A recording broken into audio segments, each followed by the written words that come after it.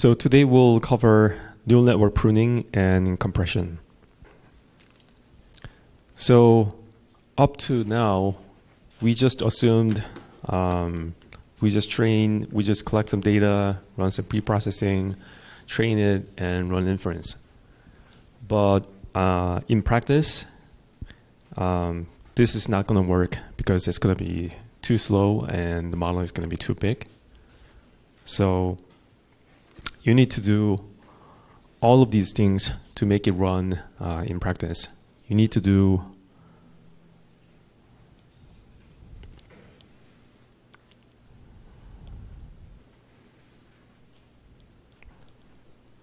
pruning,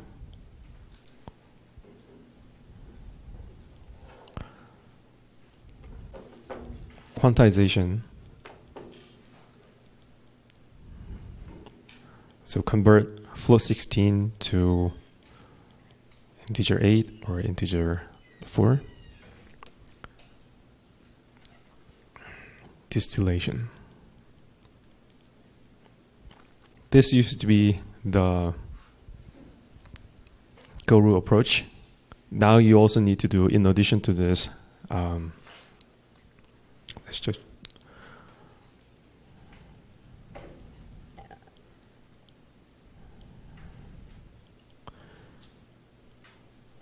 KV cache, eviction summarization. You need to do all these things to make it run realistically.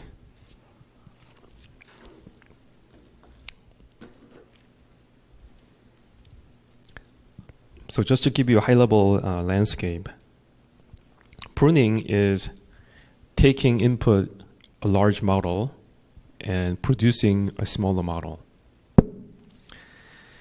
which saves you the memory and runtime efficiency. Quantization, you don't change the architecture at all, but you just quantize each of the weights to integer 8 or integer 4. So this will give you something like a 4x or 2x saving in the memory, and also give you a modest improvement in latency. Distillation, similar to pruning, you take a pre-trained large model and you come up with a smaller model that will mimic the large model's behavior. So you push some input in and you measure the activations, intermediate activations. And so we just draw it. So you have a teacher network.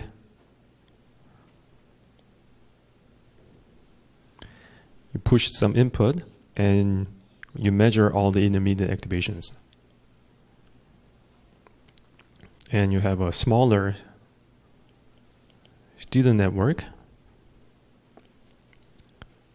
Push the same input in, and you want the intermediate activations between them to be similar. That's distillation. So you want to mimic the teacher's behavior.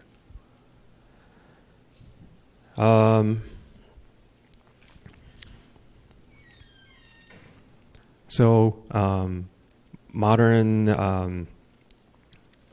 LLMs or diffusion models or anything that you use have some form of these techniques to make it lightweight.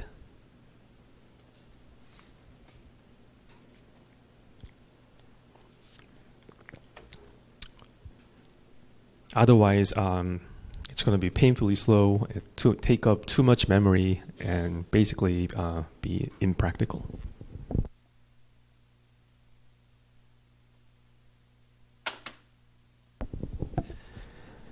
So today's lecture will cover pruning.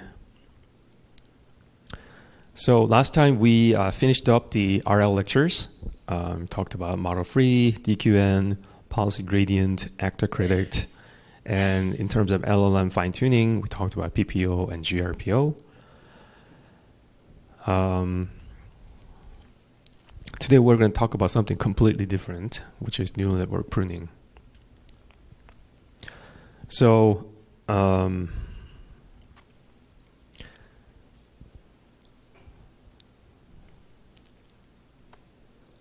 so we're going to talk about both pruning the convolutional neural networks and large language models. And one important thing to note is just because we use less parameters does not mean it's going to have faster inference. We need to always take into account the underlying hardware that it runs on. So depending on the hardware, it may have more parameters, more connections, but run actually faster. So we always need to optimize with hardware awareness, not just software. Because we care about the end-to-end wall clock latency, not flops. Flops is not really useful when you talk about latency.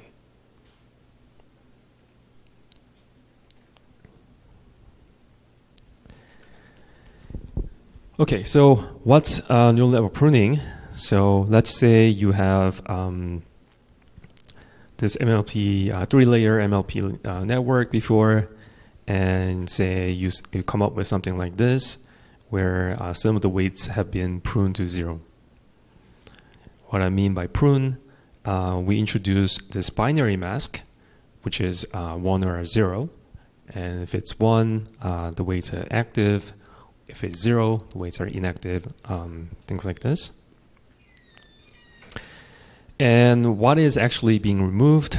It could be as simple as an individual weight on a, for example, FC layer, one of the weights. Or it could be a channel for convolution filter, or even attention head, MLP neuron we talked about, hidden dimension, entire layer or block. So here, can we just skip entire transformer block? Or can we just skip entire CNN layer? Things like this. It can get as drastic as this.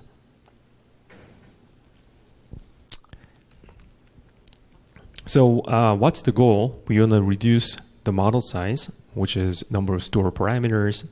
We want to reduce the runtime memory. We want to reduce the flops, latency, and energy, and all these things.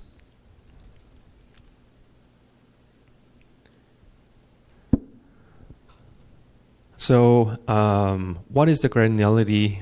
We could do it unstructured, meaning we don't care about the hardware at all and just want to increase the sparsity of the weights.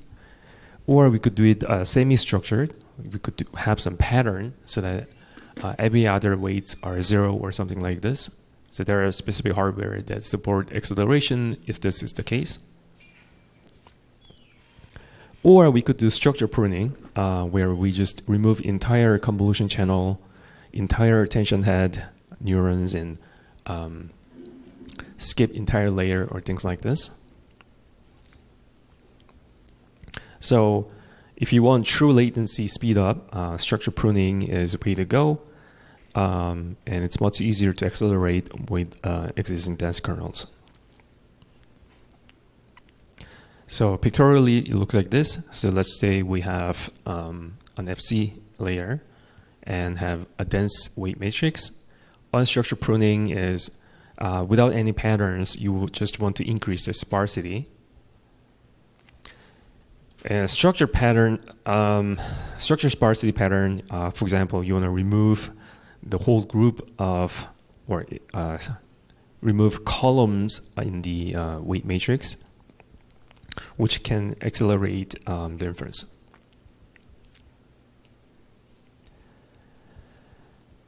So how do we decide what to prune? Simplest thing to do is just to look at the magnitude of a weight. If the magnitude is close to 0, it must be less important than other weights. Or we could do it activation aware. We could also multiply the activation norm in addition to the norm weight, the absolute value of the weight. Or we could do it first order Taylor approximation. We do additional backprop and weight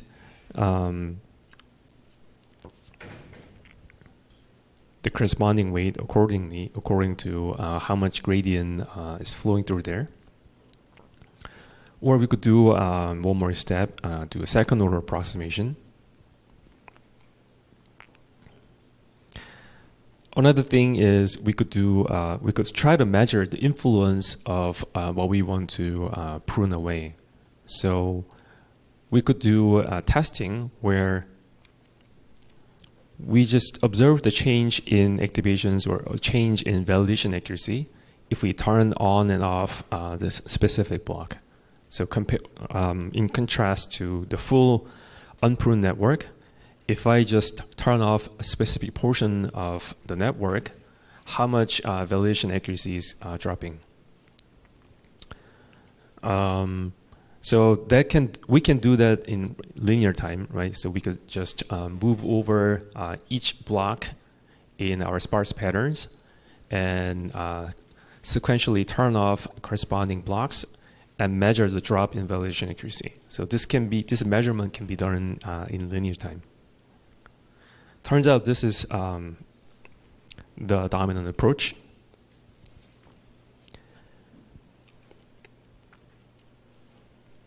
So the pipeline is you, without thinking about sparsity, just train a big model and you score different components in your predefined sparsity pattern.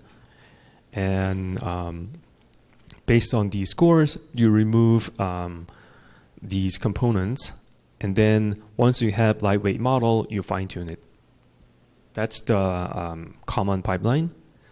But the recent trend is to just remove this step because it comes with many sacrifices. If you have to fine tune, you need to get access to the training data, which is very hard to get. That's one thing. The other is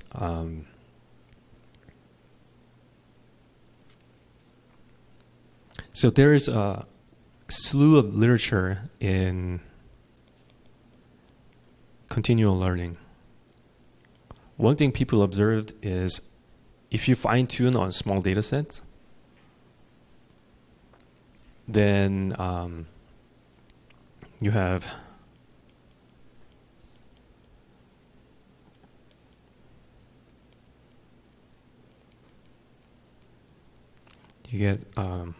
you observe this catastrophic forgetting behavior. So let's say I trained the model on really, really large data set, and you fine-tune this sparse network on small data. Then what often happens is it forgets what it's learned on this large data set. Happens quite a lot, actually. So you overfit to this small data set, and you lose the general capability of the large model. So that's number two. Number one, hard to get the train data.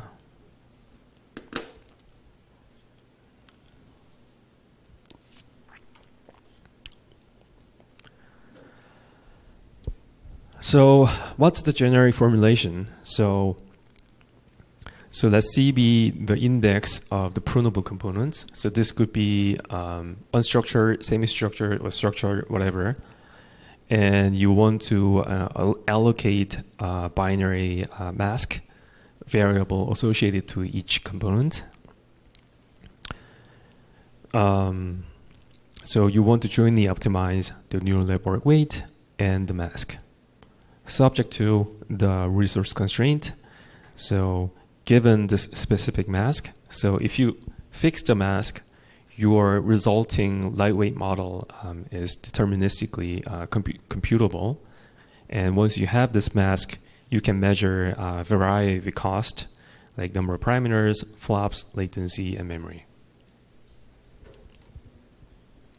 All of these can be measured without having access to the training data. So you can just insert some fake data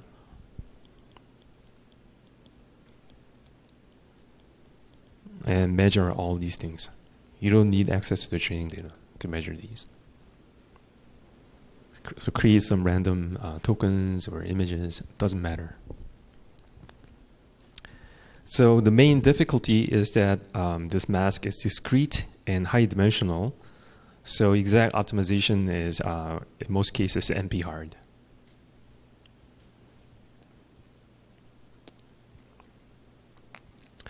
So the work that started all this line of work is by Song Han, which was published in 2015. So they tried this unstructured pruning. So they just looked at pre-trained network and with some fixed threshold, if the weight, absolute value of the weight is above threshold, you leave it in. If it's not, you set it to 0. And what was surprising was you could maintain most of the accuracy even if the model is 90% sparse. Meaning you set 90% of the weights to 0 and you're going to maintain the accuracy, which is surprising. So the network is heavily redundant. And there was an important scientific finding, but in terms of practice, this irregular sparsity pattern doesn't lead to acceleration. But still, it was an important finding.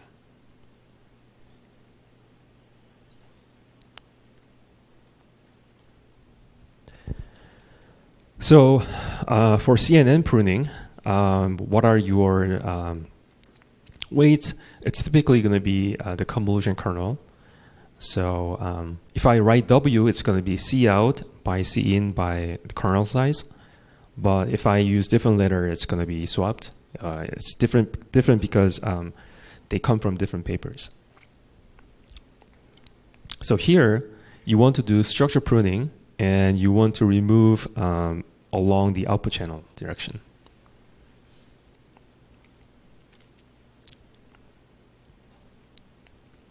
So how do you measure the importance of a channel? You want to score them based on L1 norm of specific output channel dimension and all the others intact. So what does this mean? What are we pruning here? Per convolution layer, what are we pruning? What has to do with the output channel?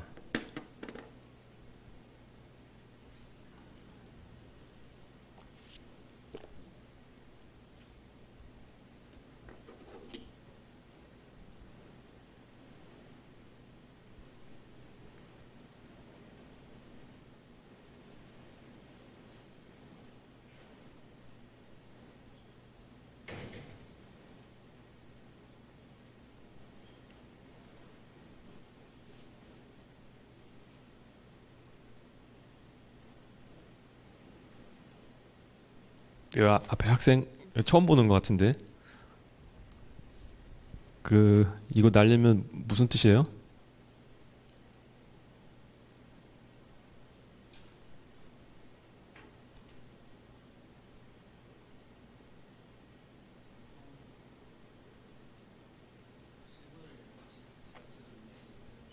So what's the meaning of pruning across the C out dimension?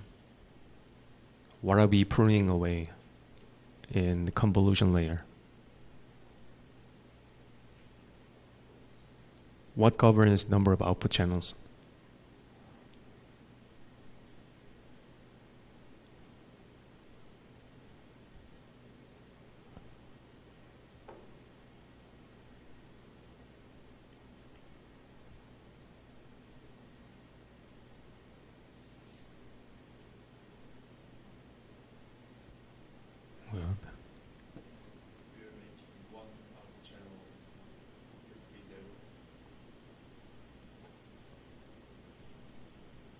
So what's the meaning?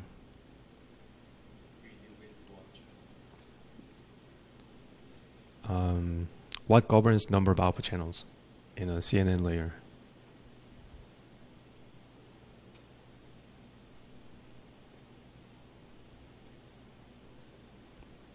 So if you look at what's happening, you have these activations.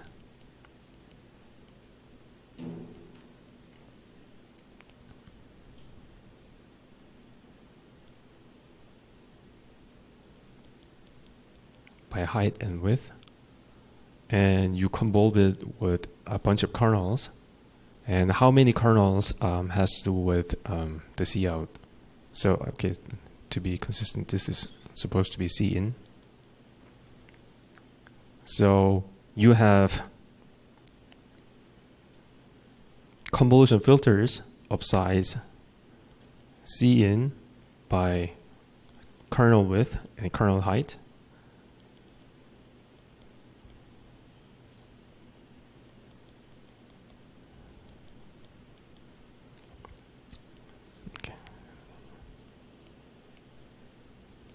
And how many convolution filter you have, that's cout.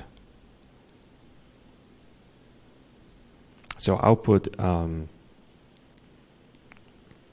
so if you prune across this dimension, then you're deleting some of the convolution filters. So how many convolution filters to convolve the input image or activation has to do with cout, right? In the convolution layer. So you're just completely deleting some of the convolution filters.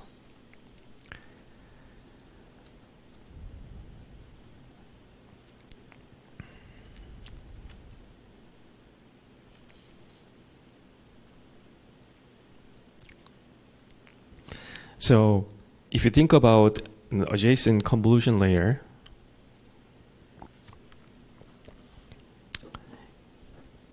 if you remove the output channel C, some index of layer L,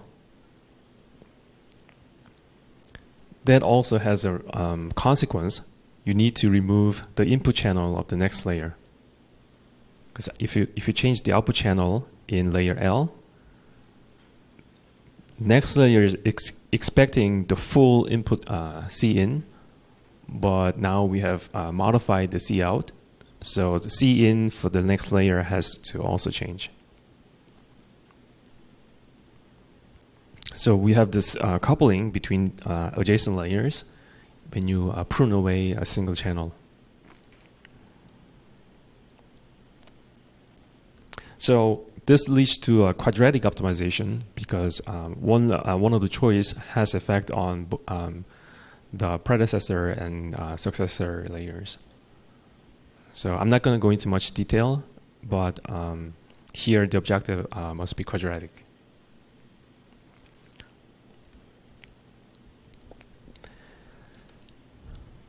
So in most of the research along pruning, you have this Pareto trade-off between accuracy and latency. So you want to be upward and right in this figure between accuracy and latency speed up.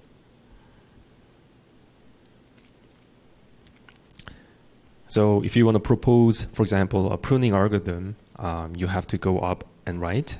So you either keep the accuracy and increase the latency, decrease the latency, or increase latency speed up, or you fix latency speed up and increase the accuracy.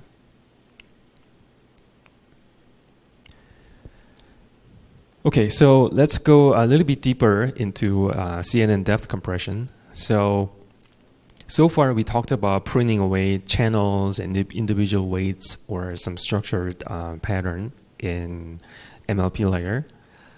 Another pruning target is actually the neural network depth.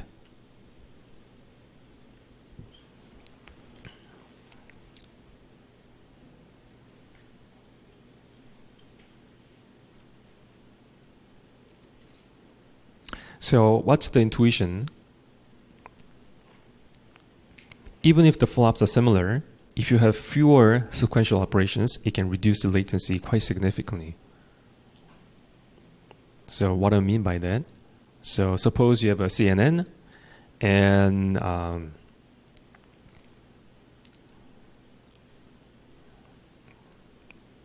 let's say we have layer 1, layer 2, blah, blah, blah, and layer L. Can we come up with something that's shorter?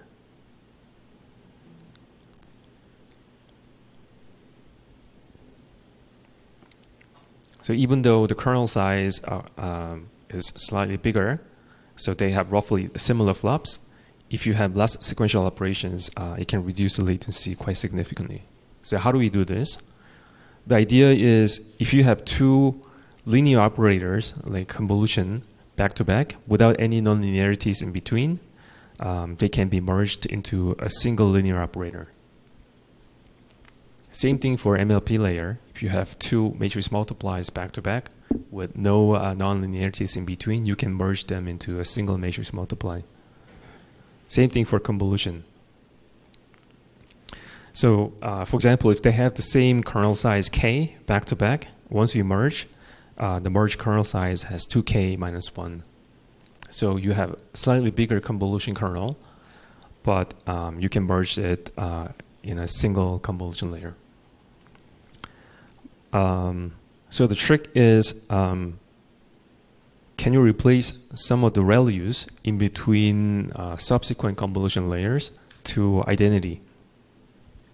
If that's the case, you can merge two subsequent convolutions into a single convolution with pre-convolved weights. So you take the kernel in layer 1, you take the kernel in layer 2, you convolve the two convolution kernels and do a single convolution, but with a slightly larger convolution kernel.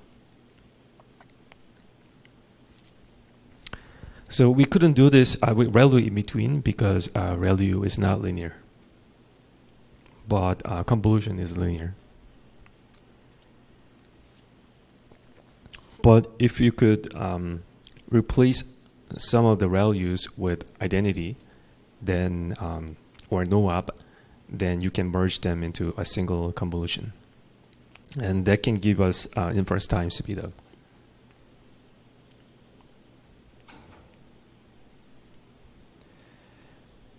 So let's define a set variable A. So this A is a set, is a subset of natural numbers from 1 to L minus 1.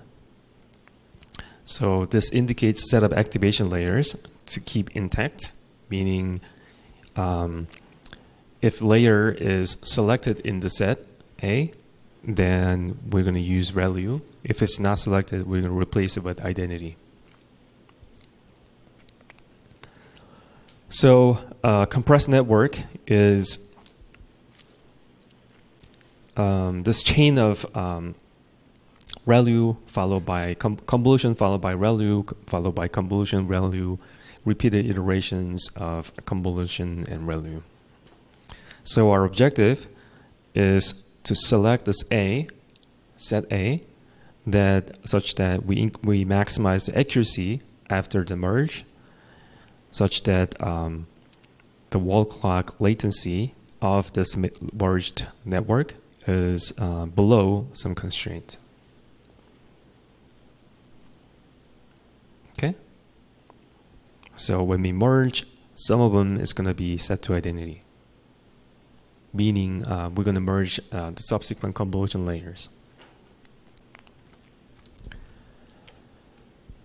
Okay, so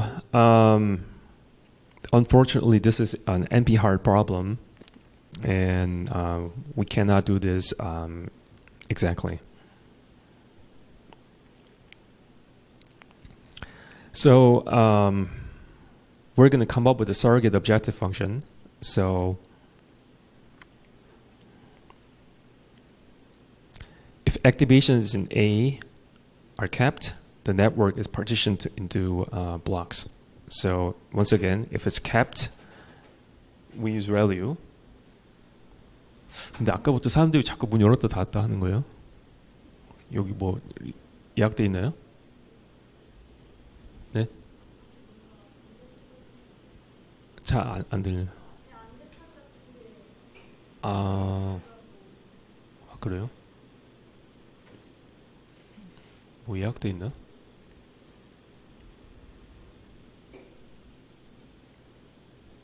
안내받은 게 없는데. Okay. So if it's selected then we keep ReLU as is. If it's not selected, we replace it with identity.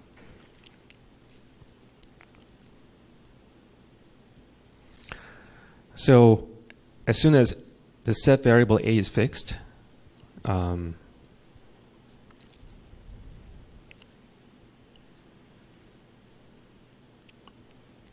going to turn these ReLU, convolution, ReLU, blah, blah, blah.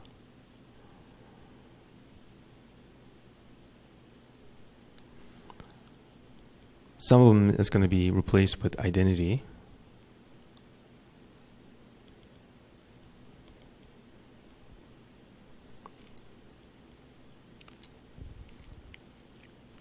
We're going to have blocks of convolutions and some remaining ReLUs and blocks of convolutions with all the ReLUs switched off. ReLU,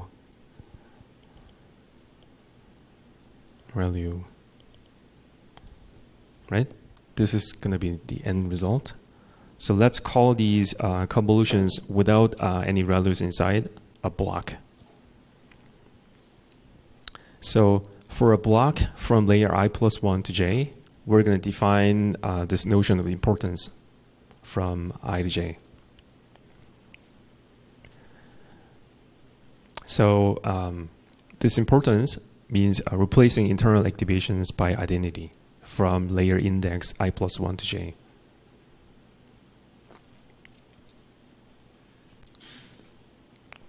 And Tij correspondingly is the latency of the merged block from I+1 to j. So here, let's just be explicit, I+1 to j. So you take this guy, insert some random activations, measure the latency of this block. That's Tij. I of ij, you can do something like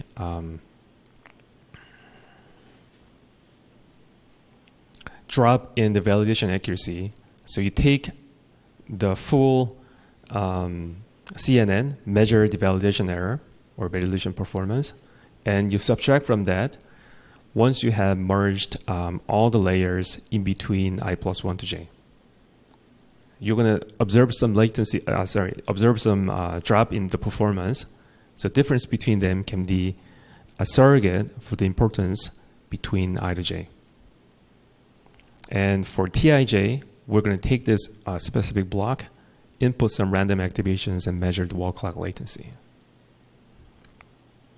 So for the accuracy, we're going to use the surrogate I of ij. And for the wall clock time, we're going to just linearly add contributions, latency contributions from all these blocks.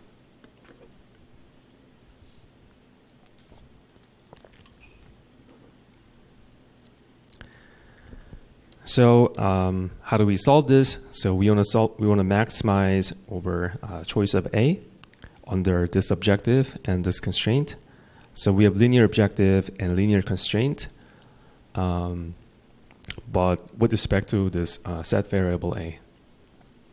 So we're going to solve it by dynamic programming.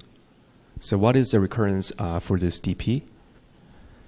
So let's define this two-dimensional array, DLT, that indicates maximum importance starting from layer 1 up until layer L under latency budget T. So you're given a latency budget of T. What is the maximum importance up to layer L?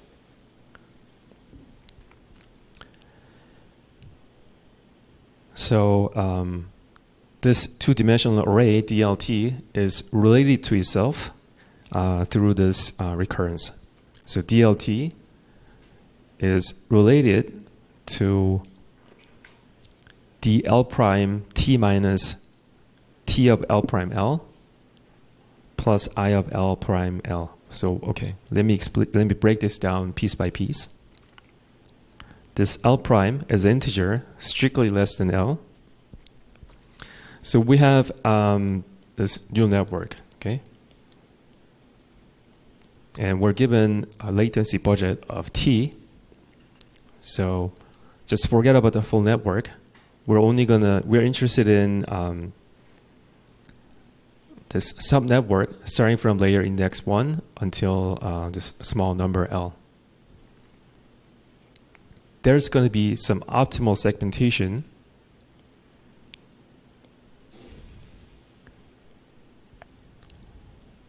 L prime, which is less than L, that we solve optimally plus whatever is remaining. So what is the optimal breakpoint L prime? That's the DP recurrence. So it's going to be sum of dL prime and importance of the leftover. So if we solve optimally, what is the last breakpoint? That's what we're talking about here. We're going to solve optimally up until L prime. How much time do we have left? We don't have T. We need to subtract the time it takes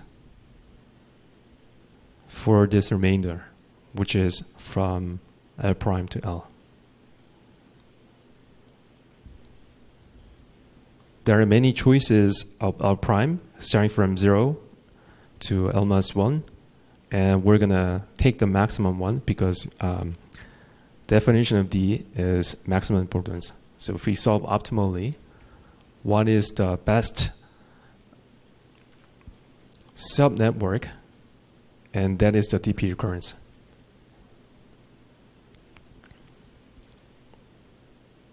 Right? So there's going to be some optimal last breakpoint piece, and it's going to be some of the leftover, and this is the cost of solving it optimally up until L prime.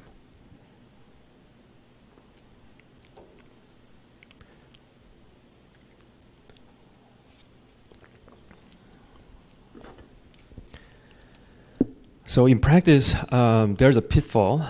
In theory, everything should be fine and beautiful, but in practice, there are many other things that we need to worry about.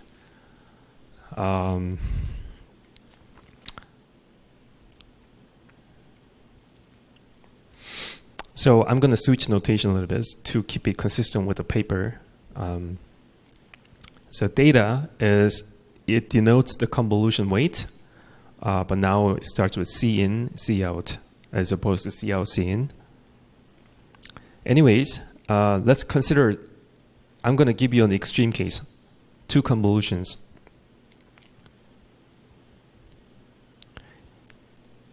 Let's say the convolution kernel size is 3, and we have 2 convolution layers back to back.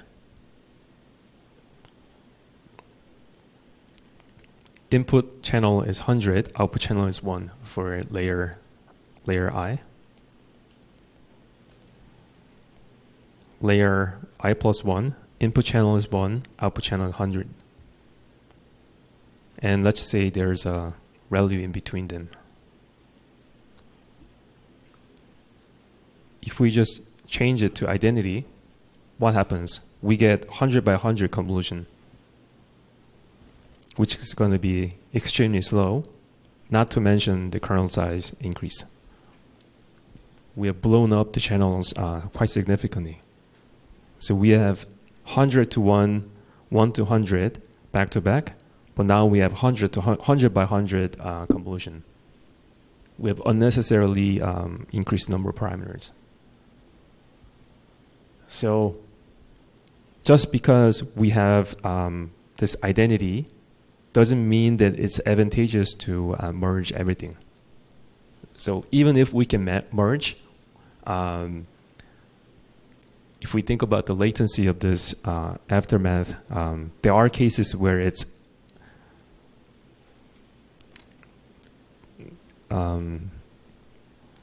advantageous to merge, and there are cases where it's disadvantageous to merge. So yes, it's true that we can always reduce number of layers, but it can actually increase the cost of the layer. So depth compression must be latency aware. So we're going to introduce another set variable S to take this into account. So S, the purpose of this is to avoid harmful merges, like this extreme case. So now, as opposed to Tij, we're going to introduce this Topt ij. So from layer I plus 1 to j, what is the latency of this block if we merge optimally, latency aware? So that is governed by this set variable S. We're going to try different combinations, and if we merge optimally, what is the optimal latency? So we're going to solve DP twice using this A, and the second time we're going to use Topt as opposed to just simple T.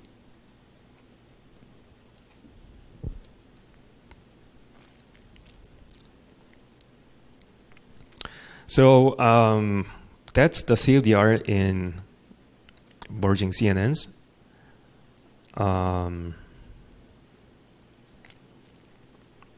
And there's one thing more that you can do.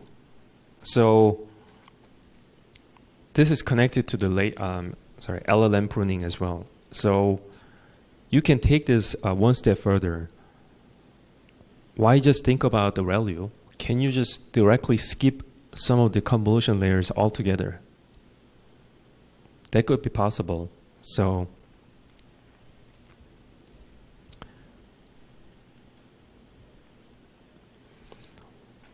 previously we tried to switch some of the values to identity.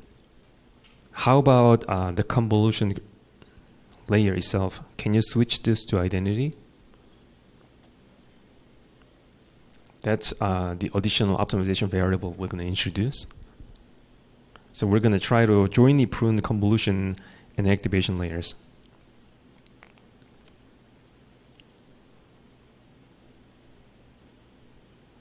And one interesting thing is, if we just work on reducing the values, we always had to increase the kernel size. But if we prune away some of the convolution kernels, then we don't have to increase the kernel size.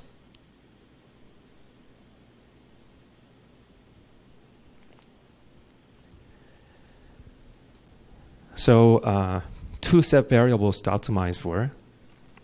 A is same as before, which values to turn on and off. C to indicate which convolution layers to keep. Again, this is an NP-hard problem. And I'm going to have to skip a little bit of detail, but we're going to extend the 2D DP table to 3D. And here, there are actually many different choices to merge different convolution layers when you skip a convolution kernel. So this gives us exponential search space. But the observation is, when there's no activation inside the block, and how this variable C affects the end result, which where convolution layers are kept, that only enters through this bottleneck, which is one is the resulting kernel size after the merge. So if you switch this set variable to an integer that indicates the final kernel size after merge, then that becomes manageable. So here's the dynamic programming recurrence. So this optimal DP table solving optimally until layer L from beginning under time constraint T. Now it's extended to also look at the optimal kernel size after the merge. So I'm going to skip the details a bit, and if you're interested, just go read the paper. There's a reference here.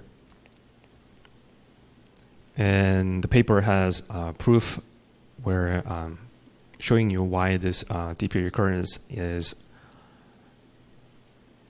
makes sense and why it solves this integer program optimally. So this can be solved optimally with DP recurrence.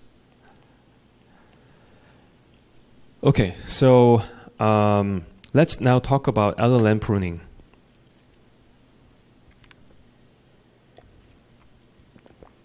So in LLMs, the latency cost is mostly dominated by dense matrix multiplies in attention and MLP blocks.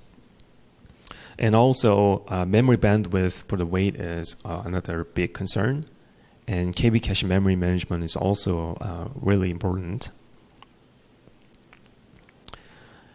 And this is also related to latency because the more we have in the KB cache memory, the longer it takes for it to generate a token. So it also hurts the latency. So when we talked about layer merge, it already takes care of hardware awareness because when we measure this time for a specific block from layer I plus 1 to j, we actually can measure the latency contribution of block on the hardware. So we just insert some random fake activation to the block and measure the wall clock time for it to process a block on the target hardware. So it's really important in LLM pruning as well that you measure the wall clock speed up in the target hardware. So what are the prunable components here? The weights and the attention heads. So we talked about GQA and things like this as well, right? And MLP layer weights, hidden dimensions. And you can take similar ideas as layer merge. You can think about, okay, can I just completely skip some of the layers? That's another search dimension.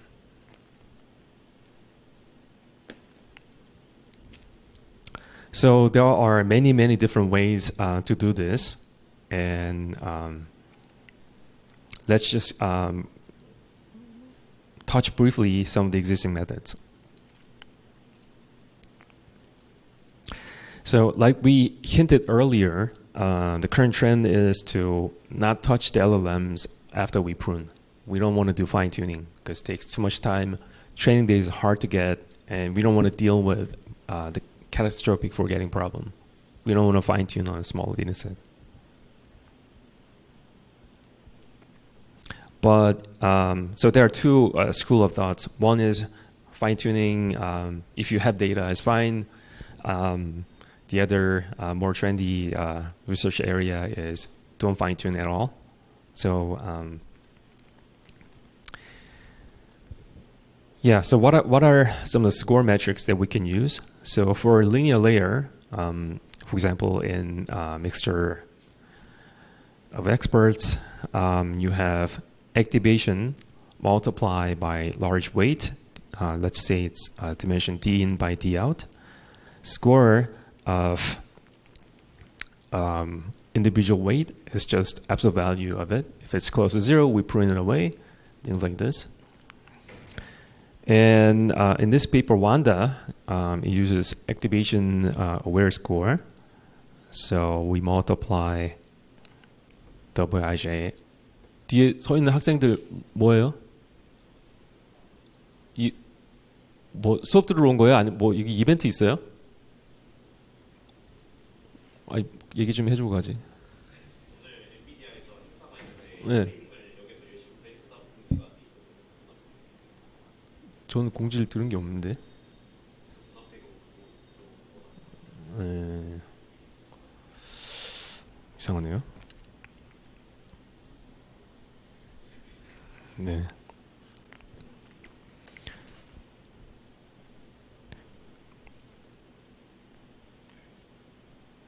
Okay, so in Wanda, to score one of the weights, you take the absolute value of the weight, multiply by the norm of activation. input activation. So you weight you introduce this weighting here, where this is the calibration activation for input dimension I.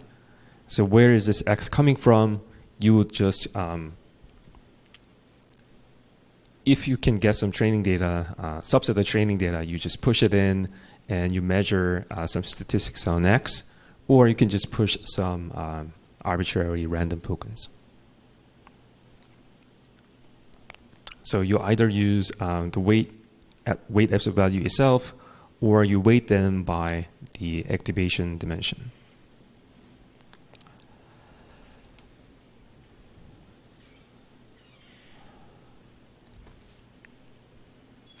In sparse GPT, so that was a high-level idea in Wanda, and in sparse GPT, you want to make W sparse, but based on the reconstruction error. So let's say W tilde is your sparsified weight, and you want to measure activation times the weight, which is the output activation. You want to compare that with activation multiplied by W tilde. And they use approximate second order information to update the remaining weights.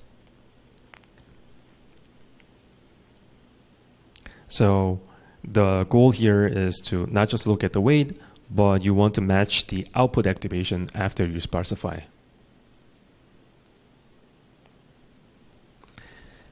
And this is another idea that uses semi-structured sparsity. So they call it 2 to 4 pruning. So for every 4 consecutive weights, you want to keep every other weights to 0.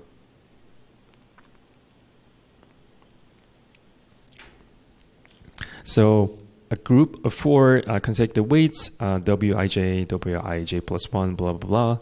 In 2 to 4 sparsity rule, within every group of 4 weights, sorry, I think I said it incorrectly the first time. So only 2 weights are kept non-zero, and only 2 weights are pruned to 0. So you want to select 2 of the weights to keep and 2 of them to put it to 0.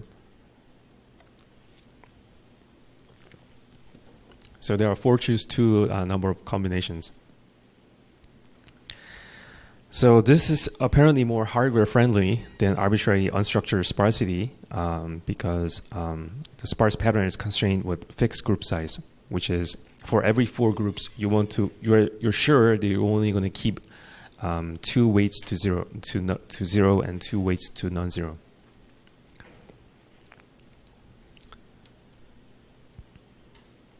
So another thing to consider is, let's say you want to prune an activation, not the weight. Let's say you want to prune an activation.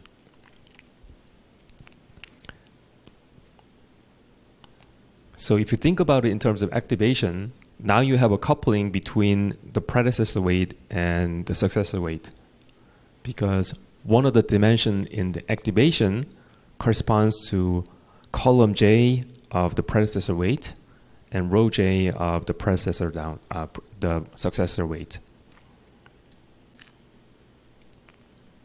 So you also need to take this into account if you want to think about pruning in terms of the activations. And Galileo, I don't think we talked about this in class so far. It's just another nonlinearity. So it looks something like this. It's x times inverse, CDF of x. And this is Gaussian CDF. So Galileo is just another nonlinear activation inside transformer MLP block. And anyways, if you want to think about pruning a subset of activation columns, you need to take into account it has to do with the nearby weights. So column of j, row of j in the weight up and weight down. And in LLM Pruner, they advocate a recovery fine-tuning. So you discover a couple of groups, and you want to score them, and you want to remove low-score groups. And after then, you want to do LoRa recovery fine-tuning. So fine-tuning on all weights can be very costly. So you want to only want to do LoRa fine-tuning. We talked about LoRa before, right? So we introduce a rank 1 matrix that we want to optimize, that we want to fine-tune and add, which is initialized so that when you multiply this rank 1 matrix, it's 0. And as soon as you do backprop, it becomes non-zero. And it's faster to update because you only need to update one row vector and one column vector. And in Slice GPT,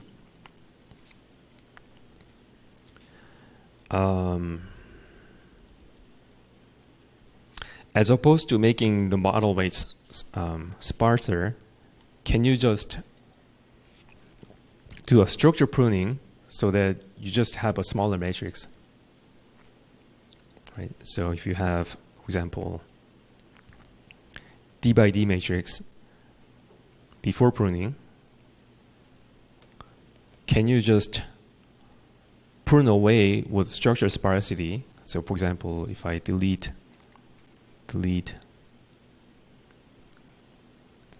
if I take, okay, let's just take away 2 rows and 3 columns, now I have smaller matrix.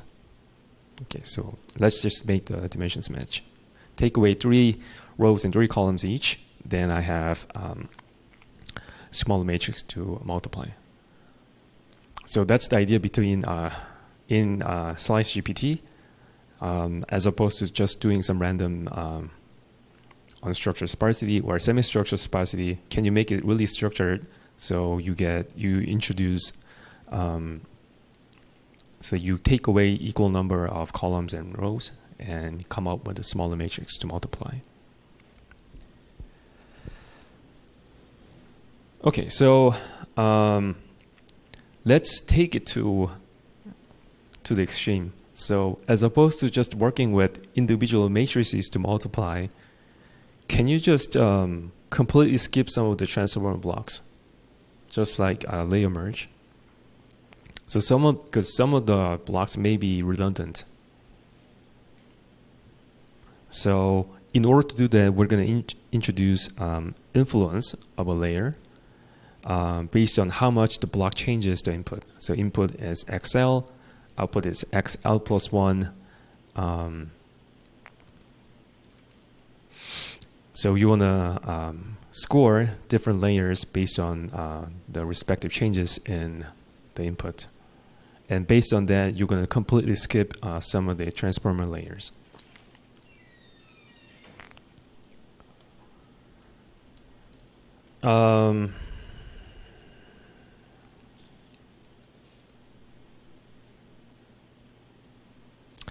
And another paper, Shared Llama, you want to do pruning and training all entwined. So pipeline is you're going to train a large pre-trained LLM and do a structure pruning, for example, something like this. And then you're going to continue pre-training on that smaller network. And then you repeat, and iteratively you make your network smaller and smaller. So how do you evaluate your prune network? Typically, you measure perplexity on some language modeling data set, or also measure zero-shot or few-shot benchmark accuracy, like question answering, summarization, etc., and instruction following and reasoning. We did an instance of this together where we download some data set from Hugging Face and create an instruction prompt and make it answer the prompt and fine-tune, right?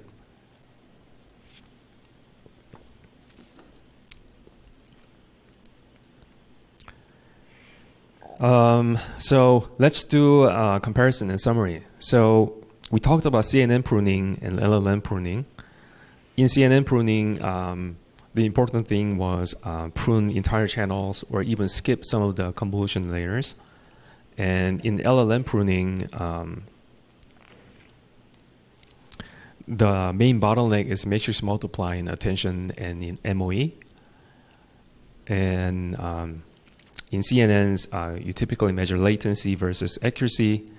And in LLMs, you look at perplexity, benchmark accuracy, and tokens per second in decoding time.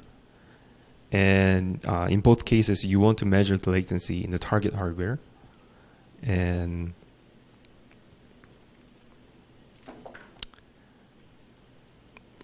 yeah.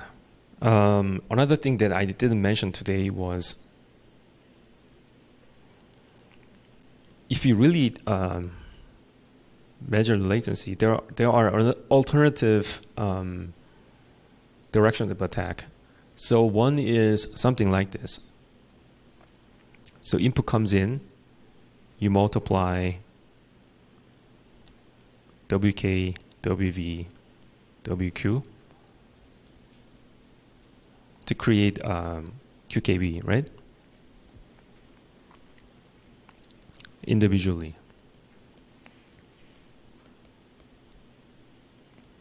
Okay.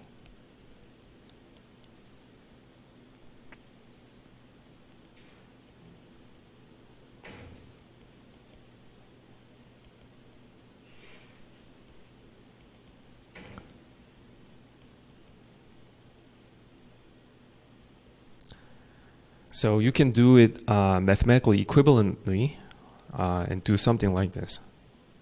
You can do a fused matrix multiply with bigger matrix. And then do a slicing to output same thing. So these are mathematically equivalent, but depending on the target hardware, this may be faster or slower. So this is another optimization dimension. So depending on your GPU, memory, I/O bandwidth, and memory, this may or may not be faster. And what's nice about this is you don't introduce any accuracy drop. This is mathematically equivalent.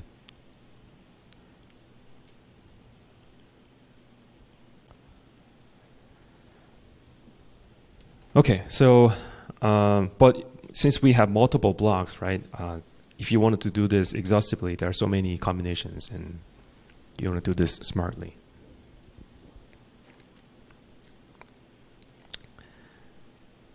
So the next lecture is going to be on quantization. Today we talked about pruning, where we introduce model structure. We come up with smaller models, basically, with sparsity. They may or may not be structured. So you remove weights, heads, layers, things like this. In next lecture, we're going to talk about quantization, where we take a floating 16 number and quantize it to integer 8 or integer 4. Another thing that I briefly mentioned in the beginning of the lecture today is distillation. So if you have a teacher network that's already pre-trained, and you have smaller student network, can the student imitate the teacher's activations? And for fine-tuning, the efficient way to do this was do a low-rank fine-tuning. And in the modern LLMs, pruning, quantization, distillation, all of this is necessary. And you also need to do KV cache optimization.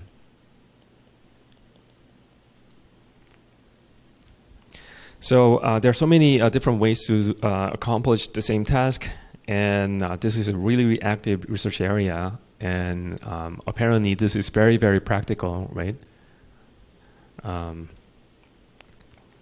Because everybody wants to save on token usage and make it run fast while preserving the accuracy, And they want to put LLMs in Galaxy, next generation Galaxy and iPhones, and this is going to be very important in the next few years or several years. And we talked about very many techniques today. If you're interested, look at the underlying papers. If you, for example, Google Wanda, you can open up the paper.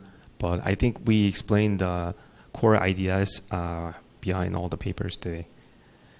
So the important thing, the takeaway is it's not just about deleting weights. You want to do it in such a way that your latency has a gain in the target hardware, and you want to preserve the original accuracy as much as possible.